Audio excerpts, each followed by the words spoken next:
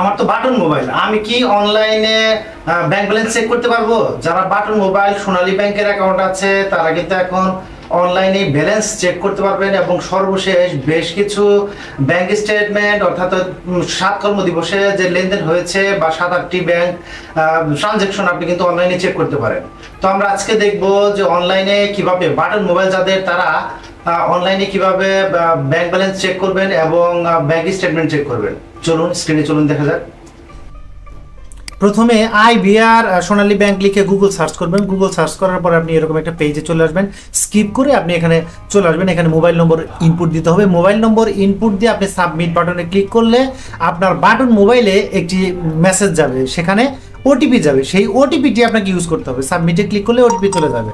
তো ওটিপিটি আপনাকে এখানে ইউজ করতে হবে। ওটিপি ইউজের ক্ষেত্রে আপনাকে ঠিক সঠিকভাবে ওটিপিটি লেখার চেষ্টা করতে হবে।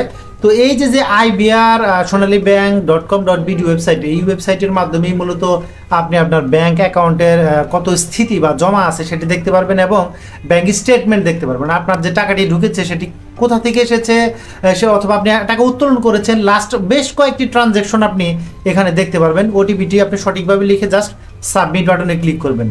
এখন লেখা শেষ 2 তারপরে সাবমিটে ক্লিক করলে দেখুন আপনার অনেকগুলো ব্যাংক অ্যাকাউন্ট দেখাচ্ছে। এর দেখানোর কারণ হচ্ছে কেউ ব্যাংক অ্যাকাউন্ট ট্রান্সফার করলেও এই সোনালী ব্যাংকেই একাধিক অ্যাকাউন্ট থাকলেও দেখাবে, অথবা আপনি ব্যাংক অ্যাকাউন্ট ট্রান্সফার করলে এরকম দেখাবে। আপনার সঠিক ব্যাংক অ্যাকাউন্টটি সিলেক্ট করে জমা দিনে ক্লিক করতে হবে।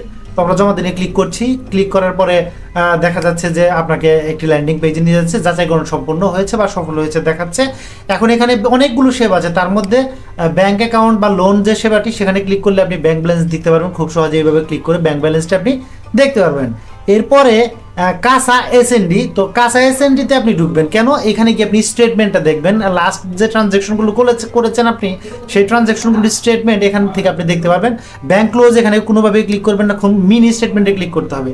মিনি স্টেটমেন্টে ক্লিক করে আপনাকে এখানে যে ট্রানজ্যাকশনগুলো হয়েছে, আপনি কোথা থেকে টাকা তুলেছেন, কোন টাকাটি কী জন্য ঢুকেছে, এই সংক্রান্ত যাবতীয় তথ্য আপনি দেখতে পারবেন। এই পেজটি কিন্তু খুবই সেন্সিটিভ, খেয়াল করে দেখুন। এখানে চেক বই রিকুইজিশন দেওয়া যায়, ব্যাংক অ্যাকাউন্ট ক্লোজ করা যায় এবং আরও অনেক ধরনের কাজ করা যায়। আপনি সেগুলো খুব সাবধানে ক্লিক করবেন। আপনি ব্যাংক অ্যাকাউন্ট ট্রান্সফারের তথ্য দেখতে পারেন। তো এখানে যে মিনি স্টেটমেন্ট দেওয়া আছে, এই মিনি স্টেটমেন্টে আপনার ট্রানজ্যাকশনগুলো আপনি খুব সহজে দেখতে পারেন। তার মানে এই ওয়েবসাইটে এসে আমরা একই সাথে ব্যাংক ব্যালেন্স চেক করতে পারছি। আরেকটি বিষয় সেটি হচ্ছে আমরা এই অ্যাকাউন্ট ও লোন যে মেনুটি আছে বা যে সেকশনটি আছে সেখানে গিয়ে আমরা ওই তথ্যগুলো পেতে পারতেছি, অর্থাৎ আপনার ব্যাংকের যে স্টেটমেন্ট, মিনি স্টেটমেন্ট সেটি দেখতে পারতেছি। অন্য যে সেবাগুলো আছে সেগুলো এখনও ঠিকঠাক মতো কার্যকর হয়নি, সেগুলো সেবা আপনি এখনও অ্যাক্টিভভাবে পাবেন না। তো এখানে সোনালী ই-ওয়ালেটের সেবা এবং অ্যাকাউন্ট ও লোনের যে সেকশনটি এখানে সেটি অ্যাক্টিভ করা আছে।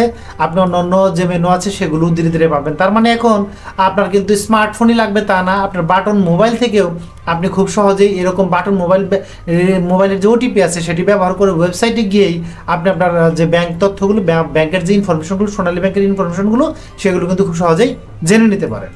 এভাবে প্রতি মাসে আপনার বেতন ঢুকেছে কি ঢুকেনি তা কিন্তু আপনি খুব সহজেই চেক করতে পারেন। মোবাইলে মেসেজ আসুক বা না আসুক, আপনি অনলাইনে খুব সহজে আপনার ব্যাংক অ্যাকাউন্ট চেক করতে পারেন এবং আপনার টাকাটি কিসের জন্য ঢুকেছে বা কিসের টাকা আপনার অ্যাকাউন্টে ঢুকলো সেই বিষয়েও কিন্তু আপনি ব্যাংক স্টেটমেন্টে চেক করে দেখতে পারেন যে টাকাটি কোথা থেকে কিভাবে এসেছে।